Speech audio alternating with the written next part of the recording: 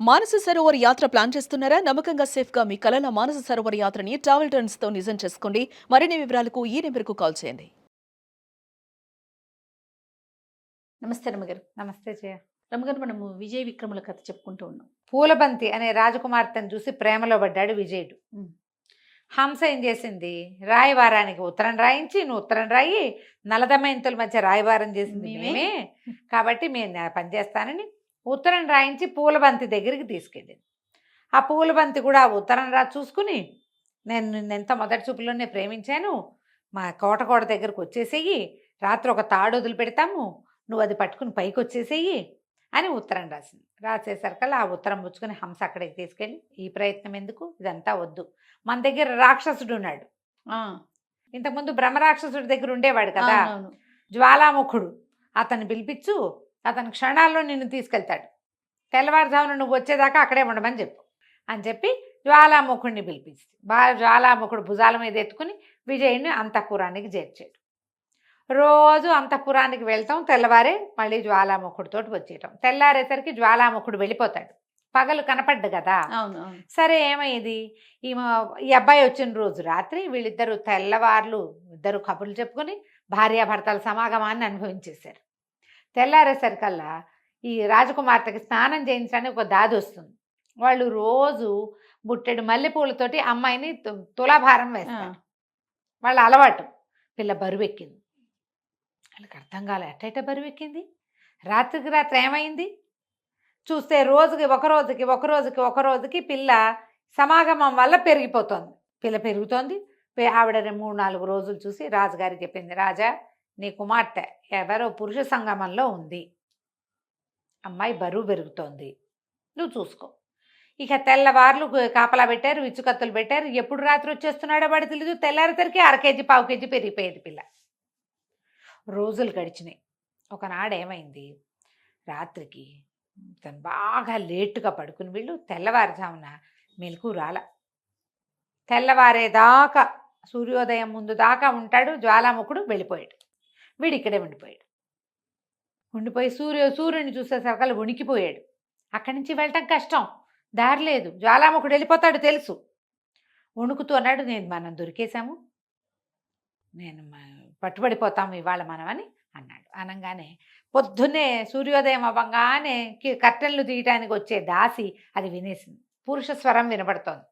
ఇక పరిగెత్తింది రాజుగారి దగ్గర. ఎవరో మొగ్గొంతు వినపడుతోంది అనగానే సైనికులు వచ్చి పడ్డారు, మన విజయుడిని పట్టేసి రాజుగారి దగ్గరికి తీసుకుపోయారు. ఆయనేమో శిరచ్ఛేదానికి ఇది ఇచ్చేసాడు, శిక్ష వేసాడు. రాకుమార్తె పరిగెత్తుకుంటూ వచ్చేసి ఏం చేసింది, ప్రాణాలకు నా ప్రాణం అడ్డేస్తాను అని చెప్పి తండ్రికి చెప్పి మొల్లో నుంచి కత్తి తీసుకుంది.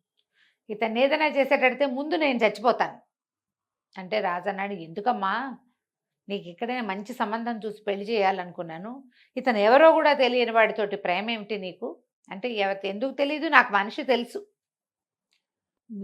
పుట్టు పూర్వోత్తరాలు నువ్వు విచారించు, కానీ ఇతనితో ఆల్రెడీ నేను సంసారంలో ఉన్నదాన్ని గాంధర్వ వివాహం చేసుకున్నాను, ఇతను మరణం తర్వాత భర్త మరణం తర్వాత నేనేం చేస్తాను ఇక్కడ, నాకు ఇంకో పెళ్లి చేయలేవు నువ్వు, దాని బదులు నేను ముందే పతివ్రతగా ముందే ముత్తైదుగా చచ్చిపోవడమే మంచిది అనేసరికి ఆయనకి ఏం చేయాలో తెలియలే. అది నిజమే, కోపం వచ్చి వాడి శిరచ్ఛేదం చేస్తే వాడితో గడిపిన ఈ పిల్లని తను ఏం చేయగలడు.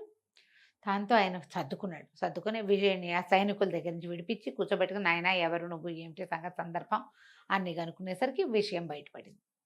వీళ్ళు రాకుమారుడు కదా ఇతను, ఇట్లా మా తండ్రి ద్వితీయ వివాహం చేసుకోవటం వల్ల ఇలా జరిగింది, మా తమ్ముడు కూడా ఉన్నాడు, మేమిద్దరం అన్నదమ్ములం అని చెప్పేసరికి సరే. ఈ లోపల ఏమైంది, తెల్లవారేసరికి జ్వాలాముఖుడు వెళ్ళిపోయాడు, రాకుమారుడు ఇల్లు చేరలేదు, విజయుడు హంస విక్రముడు భయపడి చచ్చిపోతున్నారు, ఏదో అయిపోతోందని, ఏమవుతోందో తెలియటల్లా. ఈ లోపల సైనికులు వెళ్ళి విక్రముడిని, మీ అన్నగారుని రాజుగారు అల్లుడిగా చేసుకోబోతున్నాడు రమ్మని పిలిచేసరికి విక్రముడు కూడా వచ్చాడు. ఈ రెండో కుర్రాడిని చూసేసరికి మంత్రి గారికి అనిపించింది, చక్కగా ఉన్నాడు పిల్లవాడు, రాజుగారు అమ్మాయినేమో పెద్ద బాబాయికి ఇస్తారు, మా అమ్మాయిని రెండో అబ్బాయికి ఇచ్చి పెళ్లి చేస్తానని అడిగాడు ఆయన. అక్కడి నుంచి చక్కగా అంగరంగ వైభవంగా రాజుగారి కూతుర్నేమో విజయుడికి, మంత్రి గారి కూతుర్నేమో విక్రముడికి ఇచ్చి పెళ్లి చేసేసారు. హాయిగా ఉన్నారు. అయితే అక్కడ ఏమైంది, ఈ పిల్లల్ని ఆయన గుర్తొచ్చింది కదా వీళ్ళ నాన్న, భార్య ఏం చెప్పింది బాధపడుతూ, ఆయన కళ్ళు పోయినాయి ఏడ్చి. ఆ రూపమతికి కూడా ఏమనిపించింది, ఆవిడకేమో ఎప్పటికే సంతానం కలగల. ఇంతకాలం అయిందా, 10 ఏళ్ళు అయిపోయింది, 12 ఏళ్ళు, ఇన్నేళ్ళు అయిపోయింది కదా పిల్లలు అదే. బయటకు వచ్చేసి. ఇది కనీసం తలకొరివి పెట్టే దిక్కు లేకుండా అయిందే, రాజుకి లేదు నాకు లేదు. ఆ. వృధాగా ఆ పిల్లల్ని చంపించానని సవితకుమారులను ఉంచుకుంటే రాజ్యానికి దిక్కుండేది, రాజుకు తలకొరివి పెట్టేవాళ్ళు, నన్ను చూసుకునేవాళ్ళు. నేను ఈ పని చేశాను, పొరపాటు చేశానని చాలా దుఃఖపడేది ఆవిడ కూడా. అయితే ఈ హంసట ఒకరోజు ఇది అన్నదమ్ములిద్దరికీ చెప్పింది, మీరు హాయిగా ఉన్నారు, సుఖంగా ఉన్నారు, కానీ మీ నాన్న మీకోసం ఏడ్చి కళ్ళు పోగొట్టుకున్నాడు. ఓహో. మీ సవితల్లి కూడా దుఃఖంగా ఉంది. ఈ రాజ్యం అంతా అలోలక్షణాన్ని అఘోరిస్తోంది, ఎందుకంటే వారసులు లేరు అని అనేసరికి వీళ్ళు ఏమన్నారు, సరేనని రాజుగారితో చెప్పి ఈ జ్వాలాముఖుడి సహాయంతో ఒక వాహనం తయారు చేసుకుని దాని మీద భార్యా సమేతంగా తమ రాజ్యానికి వెళ్ళిపోయారు. ఎవరో పరరాజులు దండెత్తొస్తున్నారు అనుకున్నారట వీళ్ళని చూసి. ఆహా. ఎవరో వస్తున్నారు మన మీదకని, అదే. ఏమని శబ్దం చేస్తూ పైనుంచి వస్తే మీద పడతారు అనుకుంటారు కదా. అక్కడి నుంచి వీళ్ళు వెళ్ళి తండ్రిని చూసి తండ్రి తాము బతికే ఉన్నామని తెలియజేసరికి ఆనందం పట్లిపోయారు. బుద్ధిమంతుడు ఉన్నాడు, వీళ్ళకి ఒక మంత్రి ఉండేవాడు కదా, ఆయన రాజకుమారులను గుర్తుపట్టాడు. వీళ్ళు బతికే ఉన్నారనే సంగతి అతనికి తెలుసు కదా. అక్కడి నుంచి కావలిచ్చుకున్నారు. సరే వీళ్ళు ఏం చేశారు, ఈ జ్వాలాముఖుడి సహాయంతో కళ్ళు కూడా తెప్పించారు తండ్రికి. ఆ రూపమతి చాలా దుఃఖించింది, ఆయన మిమ్మల్ని అన్యాయం చేశాను నేనంటే, పర్వాలేదు, మా కర్మానుభవం మేము అది అనుభవించవలసి ఉంది, మేము అనుభవించాల్సిన కష్టమంతా అనుభవించేసాం, ఓకే, ఇక సుఖపడే రోజులు వచ్చినాయి. అంటే ఇక రాజన్నాడు, నాయన పెద్దవాడికి నీకు పట్టాభిషేకం చేస్తాను అంటే ఒప్పుకోలే విజయుడు. వద్దు నాన్న, నాకు వద్దు పట్టాభిషేకం, ఈ తమ్ముడికి ఈ రాజ్యం, నాకు 2 రాజ్యాలు దొరికినాయి, 2 రాజులు ఉన్నారు కదా. అవునులే. అన్నాక అప్పుడు 2 రాజ్యాలు అన్నాక అతనికి తట్టింది. తమ్ముడిని అడిగాడు, నువ్వు నన్ను ఎలాగో బతికించావు, విద్యావతిని బతికించలేదు మనము. అప్పుడు అంటే గుర్తొచ్చింది. అప్పుడు ఏమన్నాడు, మనం ఆమెను కూడా బతికించవచ్చు అంటే మరి అక్కడ శవం ఉందో లేదో, ఒక్క ఎముకున్నా చాలని చెప్పాడు. అక్కడి నుంచి తండ్రిని ఆ హంస భార్యలు ఇద్దరు భార్యల్ని తల్లిదండ్రి దగ్గర అట్టపెట్టి వీళ్ళిద్దరూ ఆ జ్వాలాముఖుడి సహాయంతో ఎక్కడైతే విద్యావతి మరణించి ఆమె శవం పడిపోయిందో నది ఒడ్డున ఓ పక్కన ఎక్కడో పడుంది, అక్కడికి వెళ్ళారు. ఆ శరీరం దగ్గర. శరీరం అంతా అయిపోయింది, బొంకలు పోగ్గా ఉంది. అప్పుడు ఏం చేశాడు విక్రముడు, తన చిటికెన వేలిని పొడిచి ఒక రక్తపు చుక్కని అక్కడ వేశాడు. వేసేసరికల్లా ఆవిడ టకీమని లేచి కూర్చుంది. అప్పుడే నిద్ర నుంచి లేచినట్టు లేచి ఓ ఏడుస్తుంది, నాదా చనిపోయావా అని. ఈ ప్రత్యక్షంగా కనపడేసరికి ఆశ్చర్యపోయింది, భర్తను ఎట్లా బతికొచ్చావు నువ్వు, ఎలా జరిగింది ఇది అనేసరికి అదంతా చాలా పెద్ద కాశీ మజిలీ కథ చెప్తానని చెప్పి ఆమెని తన ఇది ఎక్కించుకుని, ఈ వాహనం చేశారు కదా ఒక భూతాల వాహనం, అది ఎక్కించి ఆమె తండ్రి రాజ్యానికి తీసుకెళ్ళి తను బతికే ఉన్నట్టు విద్యావతి కూడా జీవించే ఉన్నదని ఆమెకు పిండ ప్రదానం చేశారు వాళ్ళు. అవును. తీసుకెళ్ళి చూపించి తర్వాత అక్కడి నుంచి తండ్రి దగ్గరికి వెళ్ళి తన పూలబంతిని కూడా తీసుకుని, పూలబంతి తండ్రికి ఒకతే కూతురు, విద్యావతి తండ్రికి ఒకతే కూతురు, ఈ 2 రాజ్యాలకి రాజయ్యి విజయుడు రాజ్యాన్ని పరిపాలన చేశాడు. ఇక్కడేమో విక్రముడేమో తండ్రి రాజ్యాన్ని ఏలుకున్నాడు, సుఖంగా సంతోషంగా ఉన్నారు. విజయ విక్రముల కథ ఇది ఆఖరి భాగం ఉందన్నమాట. కర్మానుసారం ఏవి జరగాలనుంటే అవి జరుగుతాయి.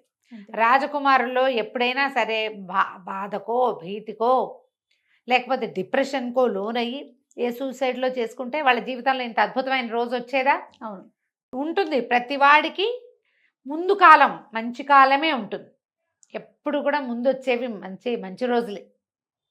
ఇవాళ మనం కష్టపడుతున్నాం బాధపడుతున్నాము అంటే రేపు రాబోయే రోజు మంచి రోజు, ఆ రోజు కోసం ఆగాలి, దానికోసం నిలబడాలి, దానికోసం ప్రయత్నం చేయాలి, హోప్ఫుల్గా ఉండాలి తప్ప అప్పటికప్పుడు ఇక చాలే ఈసారికి ఇంకా చాలు ఇదంతా నేను పడలేనంటే ఇక నువ్వు దేనికి నిలబడ్డట్టు?